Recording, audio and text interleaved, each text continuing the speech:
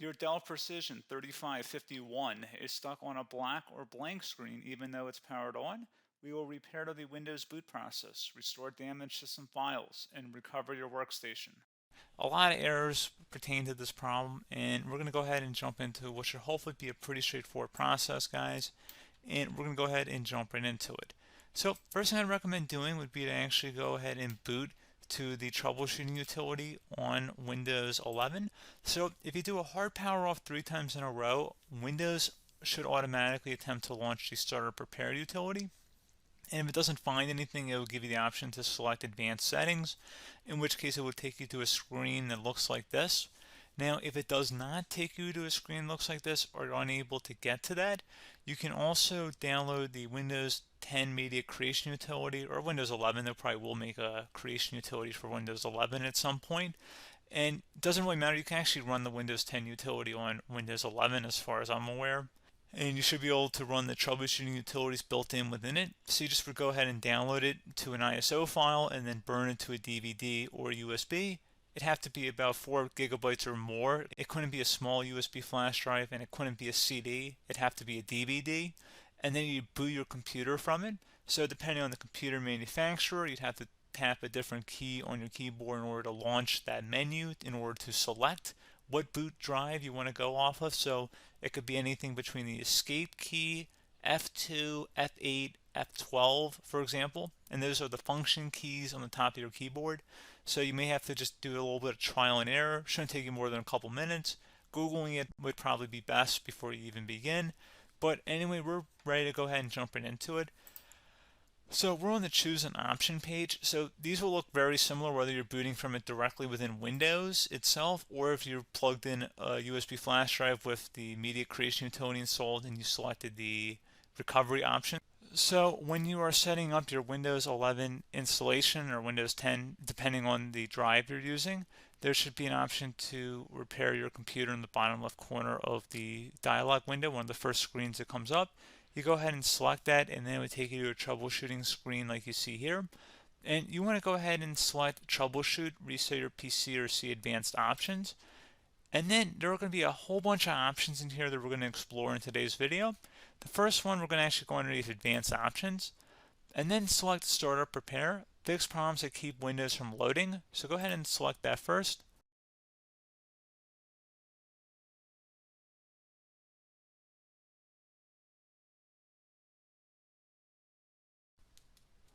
Okay, so you can see it could not repair our PC. That was our first option we could try. Something else, if we go back into advanced options here, and then select troubleshoot, we're going to go underneath advanced options again. You can go ahead and actually access safe mode by selecting startup settings. And then if you select the restart button, you have the option on the screen, select safe mode with networking, which will give you a key on the screen. It'll tell you which key to press to enter that. I believe it's the F7 key. It'll do that for you. I'm not going to go over that in today's tutorial because I don't really want to go into safe mode, but you're more than welcome to attempt that by going into here and then selecting restart. Again, it'll launch another screen. It'll say what key do you want to press, and it'll give you like 7 or 8 different options, and you want to select safe mode with networking. There's also an option for a command prompt too, but that's going to be something we're going to cover later in this video, and we don't even have to go through that in order to access it. So that's why I'm not going to really push for that, because unless you know exactly what's causing the problem, you probably don't need to go into safe mode. Unless you're trying to recover files, in which case then you definitely can go into safe mode, but we're trying to actually recover our computer here. So I hope that makes sense. Something else we can also try here as well would be to uninstall updates, remove recently installed quality or feature updates from Windows. So if you go ahead and select that, you can uninstall the latest quality updates, which generally is the more day-to-day updates. Feature updates are the less regularly released ones, like the big ones. I would equate it to service packs in like Windows 7 and Windows Vista and Windows XP. So larger updates that occur once or twice a year at most. And the quality updates are more just a regular update. So probably obviously depend, it'll take longer if you're going to try and uninstall the latest feature update versus quality update, and maybe you don't need to go back that far. So just giving you guys a couple pointers with that.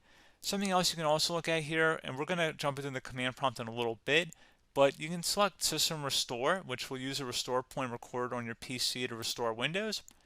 And this is something I would highly recommend here, guys. So select next. Assuming you have a restore point saved on your computer, you go ahead and select the most recently created one, and you'll select next, and then you'll select the drive. You shouldn't actually have to select the drive. You can scan for affected programs, but we're going to keep it all default here, and then we're going to select finish. So once started, system restore cannot be interrupted. Do you want to continue? I think we're going to select yes. I don't think we have anything better to do on our computer right now, so just give it a moment here to initialize. It will take a couple minutes to run, obviously depending on how large your hard drive is and how much is saved on the system restore point. So just give it a couple minutes here.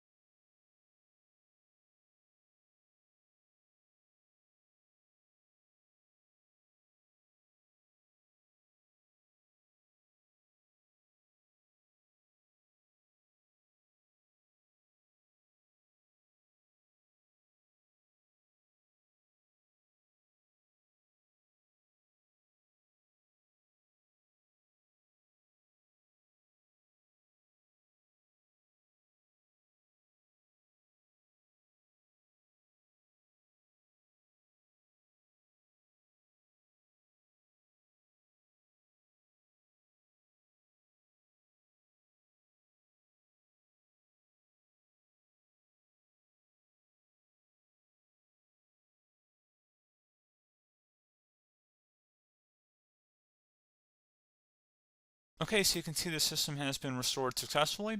We're going to go over a couple different methods in addition to that if that did not work. So I'm just going to pause the video and we're going to start back on the recovery screen that we started with. Okay, so a couple other things we can try here too. If you go back into troubleshoot, you can select reset your PC while you choose to keep or remove your personal files and then reinstalls Windows. You can select to keep my files, which will remove apps and settings but keeps your personal files. You can also select remove everything, which will remove all of your personal files, apps, and settings. So this is more of a factory reset, the second option here. First option, it should not delete all of your personal files. However, it will pretty much clear most of your programs. And keep in mind, there's no guarantee that your information, number one, is even still available and easily recoverable on your computer to the point that you actually would be able to recover anything. And the second point is that there's always a chance that it won't actually recover and it will just do a factory reset anyway. So there's no guarantee that actually would keep your files anyway. So I would recommend trying to get a recovery tool and backing that up first before selecting it anyway. But again, those are a couple different options. And then something else you can try here if you go back to the choose an option. Another option, if you go underneath choose an option and select troubleshoot, advanced options, and now select where it says command prompt. Okay, so the first thing we should do is type our main hard drive here. In most cases, it should be the C drive. So you just do a C colon and then hit enter on your keyboard. So once you're underneath the C drive, we're going to type in dir and then hit enter on your keyboard. It should have program files, users, and Windows all in there. That's how you know you're in the right directory.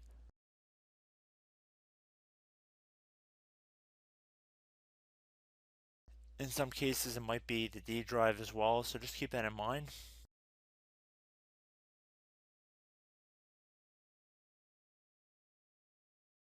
Next thing we're going to do is type in cd space / Windows / system 32 / config, and then you're going to hit enter on your keyboard.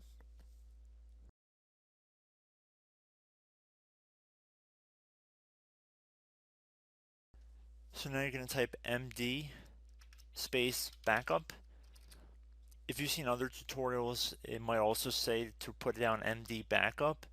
That's because the backup name is pretty common when you want to back something up. So you can name this whatever you want, doesn't have to be backup.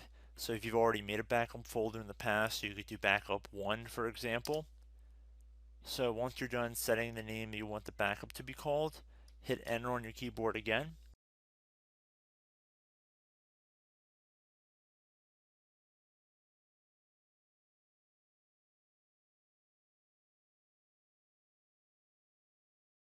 At this point you want to type copy, C-O-P-Y, space, Then you want to do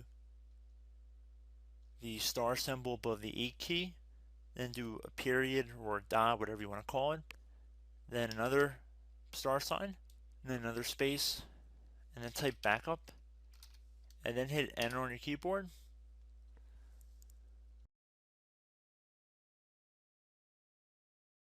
Now you want to type cd reg back, REGBACK, and then hit enter on your keyboard. So now that we are under the reg back, so now you want to type dir again, and then hit enter.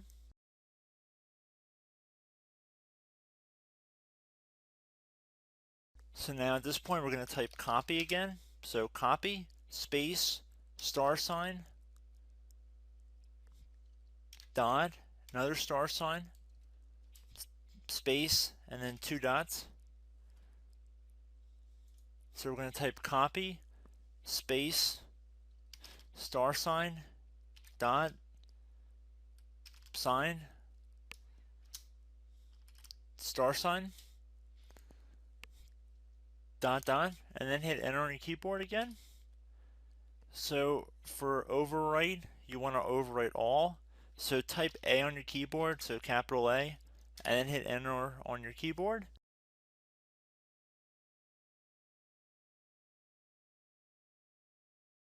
So at this point you should be good to go. You can close out of the command prompt window, and if you accidentally continue to Windows 10 you should be all set. So I hope one of these 3 or 4 different methods we went through in this tutorial helped you guys out.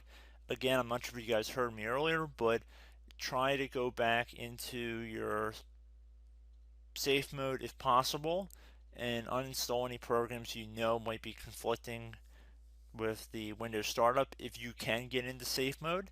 So just keep that in mind. Something very simple like that could be blocking up everything.